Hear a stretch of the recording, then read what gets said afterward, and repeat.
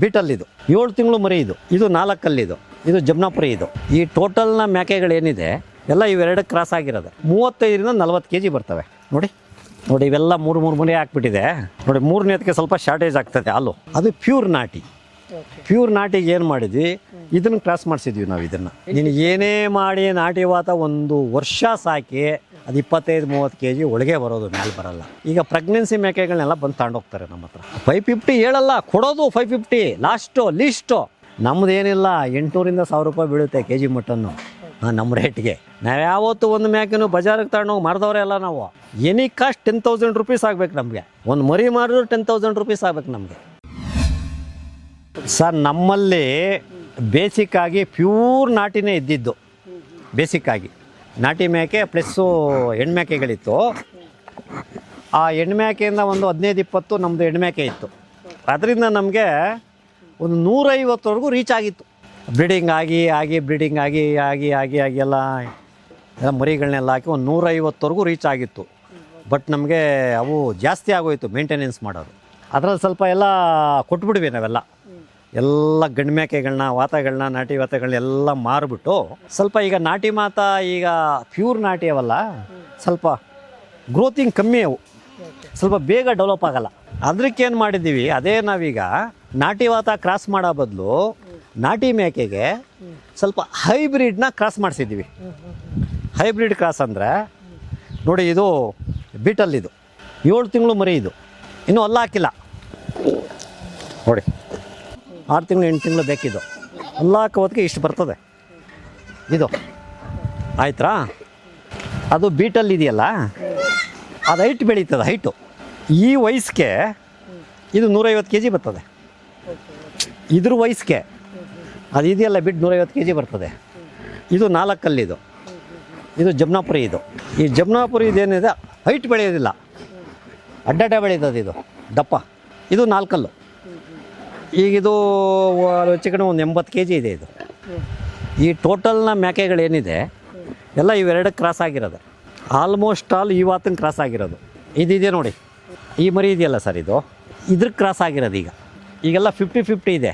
50 ಭಾಗ ನಾಟಿ, 50 ಭಾಗ ಹೈಬ್ರಿಡ್. ಅದು ನೆಕ್ಸ್ಟ್ ಅದ್ರಲ್ಲಿ ಬ್ರೀಡಿಂಗ್ ಏನಾಗ್ತದೆ, ಅದು ಪ್ಯೂರ್ ಬರ್ತದೆ. ಈಗ ಆಲ್ಮೋಸ್ಟ್ ಇದು ನೋಡಿ, ಆ್ಯಕ್ಚುಲಿ ಇದ್ರ ಕ್ರಾಸ್ ಆಗಿರೋದು. ಇದು ಪ್ಯೂರ್ ನಾಟಿ.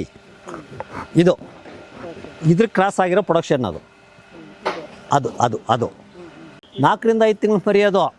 ಬಟ್ ನಮ್ಮ ಪ್ಯೂರ್ ನಾಟಿನೇ ಆಗಿದ್ದರೆ 1 ವರ್ಷ ಆದರೂ ಅಷ್ಟು ಎಳೆಯೋದಿಲ್ಲ. ಅರ್ಥ ಆಯ್ತಾ? ಈಗ ಇದ್ರನ್ನ ಏನು ಮಾಡ್ತೀವಿ, ಇದನ್ನ ಸ್ಟಾಪ್ ಮಾಡ್ತೀವಿ. ಇದರ ರೀಪ್ಲೇಸ್ ಮಾಡ್ತೀವಿ.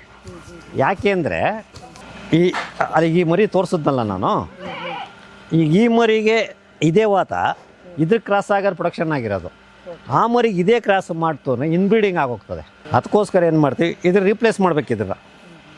ಈಗ ಅದನ್ನು ರೆಡಿ ಮಾಡ್ತಾಯಿದ್ದೀವಿ. ಆಗಲೇ ತೋರಿಸಿದ್ನಲ್ಲ ನಾನು, ಅದನ್ನು ರೆಡಿ ಮಾಡ್ಕೊಂಡು ಇದನ್ನು ರೀಪ್ಲೇಸ್ ಮಾಡ್ಬೇಕು. ಒಂದು 2 ವರ್ಷ ಮಡಿಕಬೇಕು ಅಷ್ಟೇ. ಫಸ್ಟು ಏನು ತಗೊಂಬಂದಿದ್ದು ಹಳ್ಳಿನ ಮೇಲೆ ಒಂದು 10-15 ಮೇಕೆ ತೊಗೊಂಬಂದಿದ್ದು, ಒಂದು ವಾತ ತೊಗೊಂಬಂದಿದ್ದು ಅಷ್ಟೇ. ಅದಾದಮೇಲೆ ನಾವು ಒಂದೂ ಹೊರಗಡೆಯಿಂದ ತೊಗೊಂಬಂದಿಲ್ಲ, ಇಲ್ಲಿಂದ ಮಾರಿರೋದು ಅಷ್ಟೇ. ನಾವು ಮಾರ್ಕೆಟಿಂಗ್ ಮಾಡೋಕ್ಕೂ ಬೇರೆ ಕಡೆ ತಗೊಂಡೋಗಲ್ಲ, ಬೇರೆ ಕಡೆ ಮಾರೋಕ್ಕೂ ಹೋಗಲ್ಲ. ನಾವು ಇಲ್ಲಿಗೆ ಬಂದು ತಗೊಂಡೋಗ್ತಾರೆ ನೋಡಿ. ಈ ವಾತ ಇದೆಯಲ್ಲ, ಇದು ವಾತ. ಈ ನಮ್ಮ ನಾಟಿ ಬೇಕಿನಲ್ಲೇ ಕ್ರಾಸ್ ಆಗಿರೋಂಥವು ನೋಡಿ. ಅದು ನಾಟಿ ವಾತ. ಅದು ಇವೆಲ್ಲ ಎಷ್ಟು ತಿಂಗಳು ಮರಿ ಗೊತ್ತಾ? ಇವೆಲ್ಲ ವಾತಗಳು ನೋಡಿ ಸರ್. ನೋಡಿ ಇವಿದೆಯಲ್ಲ, ಅವು ಇನ್ನೂ ಅಲ್ಲ ಹಾಕಿಲ್ಲ. 8ರಿಂದ 10 ತಿಂಗಳು. ಈಗ ಅವೆಷ್ಟು ಬರ್ತದೆ, 35ರಿಂದ 40 kg ಬರ್ತವೆ ಇವು ವೆಯ್ಟು ನೋಡಿ. ಈ ವಾತ ಇವೆಲ್ಲ ಮನೇಲಿ ಹುಡ್ತವೆ ಸರ್. ಇವಿನ್ನೂ ಅಲ್ಲ ಹಾಕಿಲ್ಲ. 8ರಿಂದ 10 ತಿಂಗಳು 35ರಿಂದ 40 kg ಬರ್ತವೆ ನೋಡಿ. ಬಲಿ ನೋಡಿ, ಅಲ್ಲ ಹಾಕಿಲ್ಲ ನೋಡಿ. ಅಲ್ಲ ಹಾಕೋ ಹೊತ್ತಿಗೆ ಇದು 50 kg ಬರ್ತದೆ ನೋಡಿ. ಈಗಿದು 35ರಿಂದ 40 kg ಬರ್ತದೆ. ಇದು ನಾಟಿ ವಾತ. ಇಂಥ ಒಂದು ಸುಮಾರು ಒಂದು 25 ವಾತ ಇದೆ ನೋಡಿ. ಇವೆಲ್ಲ ಮೂರು ಮರಿ ಹಾಕ್ಬಿಟ್ಟಿದೆ ನೋಡಿ. 3ನೇದಕ್ಕೆ ಸ್ವಲ್ಪ ಶಾರ್ಟೇಜ್ ಆಗ್ತದೆ ಹಾಲು. ಈಗ ನಮ್ಮಲ್ಲಿ ಏನಾಗಿದೆ ಅಂದರೆ, ಹಾಂ ಹಸಿನಾಲ ದಿನ ಒಂದು 2-3 ಲೀಟ್ರ್ ಬೇಕಾಗ್ತದೆ. ಮೇಕೆ ಮರಿಗಳಿಗೆ ಬೇಕಾಗ್ತದೆ ಬೆಳಿಗ್ಗೆ ಸಾಯಂಕಾಲ. ಬಾರ, ಏನು ಮಾಡಲ್ಲ ಸುಮ್ಮನೆ ರೀ ಸರ್. ನೀವು ಮೇಕೆಗೆ ಸಾಕಾಣಿಕೆ ಮಾಡ್ತಾ ಇದ್ದೀರಾ, ಯಾಕೆ ಮೇಕೆ ಸಾಕಾಣಿಕೆ ನೀವು ಆಯ್ಕೆ ಮಾಡ್ಕೊಂಡು? ಸರ್ ನಮ್ಮದು ಬೇಸಿಕಾಗಿ ಮೊದಲಿಂದ ಕುರಿ ಮೇಕೆ ಮನೇಲಿ ಸಾಕಂತ ಇದ್ವಿ. ಮನೇಲಿ ಸಾಕೊಂಡು ಕೊಟ್ಟಿಗೆನಲ್ಲಿ ಒಂದು 5, 10, 20 ಸಾಕಂತ ಇದ್ವಿ. ಈಗೆಲ್ಲ ಅವಾಗೆಲ್ಲ ಎಲ್ಲ ಬೈಲಾಗೆಲ್ಲ ಮೇಯಿಸ್ಕೊಂಡು ಎಲ್ಲ ಮಾಡೋರು. ಅವೆಲ್ಲ ಪ್ರಾಬ್ಲಮ್ ಅಲ್ವಾ, ಮಳೆ ಬಂದುಬಿಡ್ತದೆ, ಮೇಯ್ಸೋಕೆ ಹೋಗ್ಬೇಕು, ಕೆಳಗಡೆ ಆರ್ಡ್ರ್ನಲ್ಲಿರಲ್ಲ, ಡೆವಲಪ್ ಆಗಲ್ಲ ಅಂದ್ಬಿಟ್ಟು ಏನು ಮಾಡೋದು, ಶೆಡ್ ಮಾಡಿ ಅದನ್ನೇ ಸ್ವಲ್ಪ ಲಾರ್ಜ್ ಸ್ಕೇಲ್ನಲ್ಲಿ ಮಾಡೋಣ ಅಂತ ಸ್ಟಾರ್ಟ್ ಮಾಡ್ಕೊಂಡಿದ್ದೆ ಅಷ್ಟೇ. ಲೇಟೆಸ್ಟಾಗಿ ಲಾರ್ಜ್ ಸ್ಕೇಲ್ನಲ್ಲಿ ಹೆಂಗೂ ಮಾಡೇ ಮಾಡ್ತೀವಿ ಅನ್ನೋ ದೃಷ್ಟಿಯಿಂದ ಲಾರ್ಜ್ ಸ್ಕೇಲ್ನಲ್ಲಿ ಹಂಗೆ ಮಾಡ್ಕೊಂಡು ಈಗ ಒಂದು ಶೆಡ್ ಮಾಡೋದು, ಸಾಲದ ಬಂತು ಇನ್ನೊಂದು ಶೆಡ್ ಮಾಡೋದು ಆ ಕಡೆ. ಇವಾಗ ಏನು ಮಾಡೋದು, ಹೆಣ್ಮೇಕೆಗಳು, ಪ್ರೆಗ್ನೆನ್ಸಿ ಮೇಕೆಗಳು 2-3 ಮರಿ ಹಾಕ್ಬಿಡ್ತವೆ ನೋಡಿ. ಮರಿಗಳೆಲ್ಲ ಹಾಕೋ ನೋಡಿ, ಇವೆಲ್ಲ ವಾರ 10 ದಿನ 15 ದಿನದೆಲ್ಲ ಮರಿಗಳು ನೋಡಿ. ಈ ಮರಿ ಇದೆಯಲ್ಲ ನೋಡಿ ಸರ್, ನೋಡಿ ಈ ಮೇಕೆ ಇದೆ ನೋಡಿ, ಆ ಮೇಕೆ ಅದು ಫಸ್ಟ್ನೇ ಸೋಲ್ ಹಾಕಿರೋದು, ಅದು ಪ್ಯೂರ್ ನಾಟಿಗೆ ಏನು ಮಾಡಿದ್ವಿ, ಇದನ್ನು ಕ್ರಾಸ್ ಮಾಡಿಸಿದ್ವಿ ನಾವು. ಇದರಲ್ಲಿ ಕ್ರಾಸ್ ಆಗಿದೆ, ಅದರಲ್ಲಿ ಆ ಮರಿ ನೋಡಿ, ಅದು ಆ ಪಕ್ಕದಲ್ಲಿದೆ ನೋಡಿ, ಆ ಕೆಂದ ಮರಿ, ಅದು ಇದರಲ್ಲಿ ಕ್ರಾಸ್ ಆಗಿರೋದು. ಅದು 1 ವಾರದ ಮರಿ ಸರ್. ಅದು ಅಷ್ಟು ಚಿಕ್ಕ ಮೇಕೆನಲ್ಲಿ ಅಷ್ಟು ದೊಡ್ಡ ಮರಿ ಹುಟ್ಟಿದೆ ನೋಡಿ. ಈಗ ನಮ್ಮ ನಾಟಿ ಬೇಗ ಡೆವಲಪ್ ಆಗಲ್ಲ, ಬೇಗ ಗ್ರೋತ್ ಆಗಲ್ಲ ಅನ್ನೋ ಕಾರಣ ನೋಡ್ರಿ. ಎಕ್ಸಾಂಪಲ್ ಇದು 1 ವಾರದ ಮರಿ ಎಷ್ಟುದ್ದಾದ ನೋಡಿ. ಅದು ನೀನು ಏನೇ ಮಾಡಿ ನಾಟಿ ವಾತ 1 ವರ್ಷ ಸಾಕಿ, 1 ವರ್ಷ ನೀವು ಅದನ್ನು ಡೆವಲಪ್ಮೆಂಟ್ ಮಾಡಿ ಅದು 25-30 kg ಒಳಗೆ ಬರೋದು, ಮೇಲೆ ಬರಲ್ಲ. ಇದಿರುತ್ತಲ್ಲ 50-50, ಅದರಿಂದ ಬೇಗ ಬೆಳೀತದೆ, ಸ್ವಲ್ಪ ಬೆನಿಫಿಟ್ ಜಾಸ್ತಿ, ಗ್ರೋತ್ ಜಾಸ್ತಿ ಆಗ್ತದೆ. ಸರ್ ನೀವು ಬ್ರೀಡಿಂಗ್ ಪರ್ಪಸ್ ಮಾಡ್ತಾರೋ ಅಂತದ? ಇಲ್ಲ, ಬ್ರೀಡಿಂಗು ಮಟನ್ ಎರಡುವೆ. ನಾವೇನು ಮಾಡ್ತೀವಿ, ಈಗ ಬ್ರೀಡಿಂಗ್ ಮಾಡ್ತೀವಿ. ಈಗ ಪ್ರೆಗ್ನೆನ್ಸಿ ಮೇಕೆಗಳನ್ನೆಲ್ಲ ಬಂದು ತಗೊಂಡೋಗ್ತಾರೆ ನಮ್ಮ ಹತ್ರ. ಪ್ರೆಗ್ನೆನ್ಸಿ ಮೇಕೆಗಳನ್ನ ಪ್ರೆಗ್ನೆಂಟ್ ಆಗಿರೋವು, ಮರಿ ಹಾಕಿರೋನು ತಗೊಂಡೋಗ್ತಾರೆ. ಆಮೇಲೆ ಈ ನಾಟಿ ವಾತಗಳಿದಾವಲ್ಲ, ಅವನ್ನೆಲ್ಲ ಬೇರೆ ಸಪ್ರೇಟಲ್ಲಿ ಇರೋವೆಲ್ಲ ಅವೇ ನೋಡಿ, ಅಲ್ಲೆಲ್ಲ ಫೈಟ್ ಮಾಡ್ತಾವೆ ನೋಡಿರಿ. ಅವೆಲ್ಲ 8ರಿಂದ 10 ತಿಂಗಳು ಮರಿ ಅವು. ಅವೆಲ್ಲ ಈಗ 35-40 kg ಬರ್ತವೆ. ಅವು ನಾವೇನು ಮಾಡಿದ್ದೀವಿ ಅಂದರೆ, ಈಗ ಅದನ್ನು ಲಾಸ್ಟ್ ಇಯರು 500 ರೂಪೀಸು ಲೈವ್ ಮಾರ್ತಿದ್ದೋ ನಾವು. 500ಗೆ ಕೆ ಜಿ ಲೈವು. ಈ ಸಲ ಜಾಸ್ತಿ ಮಾಡಿದ್ದೀವಿ, 550-600 ಮಾಡಿದ್ದೀವಿ ಕೂಡ. ಅವೆಲ್ಲ 35-40 kg ಬರ್ತವೆ. 35-40 kg ಬರ್ತವೆ. 35-40 kg ಅಂತ ಅಂದ್ರೆ ಹಾಂ, ಈ ಕೆ ಜಿಗೆ 550 ಹೇಳ್ತಾ ಇದ್ದೀರಾ?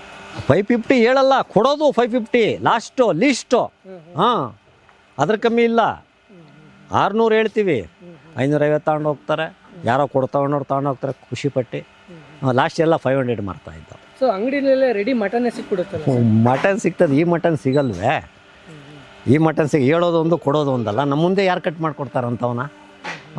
ನಮ್ಮದು ಏನಿಲ್ಲ, 800-1000 ರೂಪಾಯಿ ಬೀಳುತ್ತೆ ಕೆ ಜಿ ಮಟನ್ನು ನಮ್ಮ ರೇಟ್ಗೆ. ನಾವು ಫಿಮೇಲೇ ಕೊಡ್ತೀವಲ್ಲ ಸರ್, 500 ಕೊಡ್ತೀವಿ. ಪ್ರೆಗ್ನೆನ್ಸಿನೇ ತಗೊಂಡು ಹೋಗ್ತಾರೆ ನಮ್ಮಲ್ಲಿ. ನಾವು ಯಾವತ್ತೂ ಒಂದು ಮೇಕೆನೂ ಬಜಾರಿಗೆ ತಗೊಂಡೋಗಿ ಮಾರಿದವ್ರೆ ಅಲ್ಲ ನಾವು. ಆಮೇಲೆ 20 kg ಕಮ್ಮಿ ನಾವು ಸೇಲ್ ಮಾಡೋದೇ ಇಲ್ಲ. 20 kg ವೆಯ್ಟ್ ಬರಲೇಬೇಕು ಲೀಸ್ಟು ನಮಗೆ ಮಿನಿಮಮ್ಮ. ಎನಿ ಕಾಸ್ಟ್ 10,000 ರೂಪೀಸ್ ಆಗಬೇಕು ನಮಗೆ. ಒಂದು ಮರಿ ಮಾರಿದ್ರು 10,000 ರೂಪೀಸ್ ಆಗ್ಬೇಕು ನಮಗೆ. ಎಷ್ಟು ತಿಂಗಳು ಮರಿ ಅದು? ಏನೆಲ್ಲ 3-4 ತಿಂಗಳು.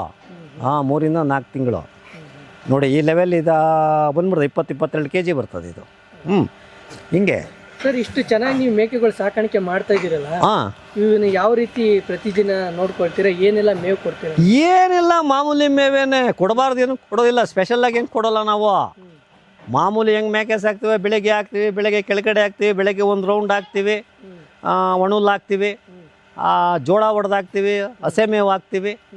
ಒನ್ ಟೈಮ್ ಮಾತ್ರ ಸ್ವಲ್ಪ ಲಿಟ್ಲು ಡೋಸ್ನಲ್ಲಿ ಸ್ವಲ್ಪ ಮುಸ್ಕಿನ ಜೋಳ. ಡ್ರೈ ಫುಡ್ಡು ಕೊಡಬೇಕಲ್ಲ ಸರ್, ಪ್ಯಾಟ್ನಿಂಗ್ ಬರಬೇಕಲ್ಲ. ಈ ಹಸೆ ಮೇವು ಕೊಡೋದ್ರಿಂದ ಪ್ಯಾಟ್ನಿಂಗ್ ಎಲ್ಲ ಬರಲ್ಲ. ಡೆವಲಪ್ಮೆಂಟ್ ಆಗ್ತವೆ, ಗ್ರೋತ್ ಆಗ್ತವೆ, ಕ್ಯಾಲ್ಸಿಯಂ ಸಿಗ್ತವೆ, ಮತ್ತೊಂದು ಸಿಗ್ತವೆ, ಚೆನ್ನಾಗಿ ಗ್ರೋತ್ ಆಗ್ತವೆ. ಅದು ಸ್ವಲ್ಪ ಡ್ರೈ ಫುಡ್ಡು ಸ್ವಲ್ಪ ಹಾಕಬೇಕು. ಡ್ರೈ ಫುಡ್ಡು ಹಾಕಿ ಮೇಂಟೈನ್ ಮಾಡೋಕ್ಕಾಗಲ್ಲ ಈಗಿನ ರೇಟ್ನಲ್ಲಿ. ಜೋಳ, ಹಿಂಡಿ, ಬೂಸ ಇವೆಲ್ಲ ಅವೆಲ್ಲ ಹಾಕಿದ್ರೆ ಕಾಸ್ಟ್ಲಿ ಅವು. ಸರ್, ಪ್ರತಿದಿನ ರೂಟೀನ್ ಹೇಗಿರುತ್ತೆ ತಿಳಿಸ್ಕೊಡಿ ಸರ್. ನೀವು ಬರ್ತೀರಾ, ಮಾಡ್ತೀರಾ, ಇಲ್ಲ ಲೇಬರ್ ಕೈಲಿ ಮಾಡ್ತೀರಾ? ಲೇಬರು ಮಾಡ್ತೀವಿ, ನಾವು ಮಾಡ್ತೀವಿ. ಲೇಬರ್ ಜೊತೆ ನಾವು ಸ್ಟಾರ್ಟ್ ಆಗುತ್ತೆ ಸರ್ ಕೆಲಸ? ಸರ್, ಬೆಳಿಗ್ಗೆ 6 ಗಂಟೆ.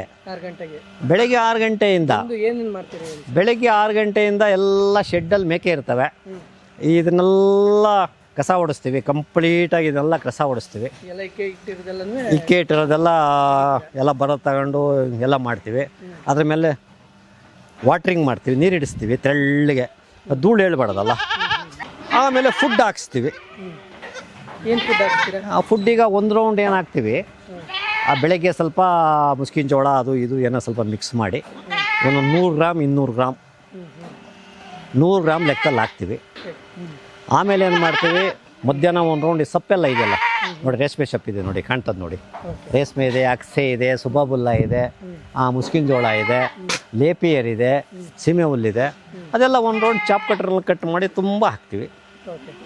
ಎಷ್ಟು ಗಂಟೆಗೆ ಹಾಕ್ತೀರಿ ಅದನ್ನು? ಅದೊಂದು 1 ಗಂಟೆಗೆ ಹಾಕ್ತೀವಿ, 12 ಗಂಟೆಗೆ ಹಾಕ್ತೀವಿ. ಸಾಯಂಕಾಲ 4-5 ಗಂಟೆಗೆ ರಾಗಿ ಹುಲ್ಲು ಹಾಕ್ತೀವಿ. ಬೆಳಗ್ಗೆ ಹೊತ್ತು ಇಲ್ಲಿ ಇರ್ತವೆ, ಬೆಳಗ್ಗೆ ಹೊತ್ತು ಇಲ್ಲೇ ಇರ್ತವೆ. 9 ಗಂಟೆಯಿಂದ ಸಂಜೆ 6-7 ಗಂಟೆವರೆಗೂ ಇಲ್ಲೇ ಇರ್ತವೆ.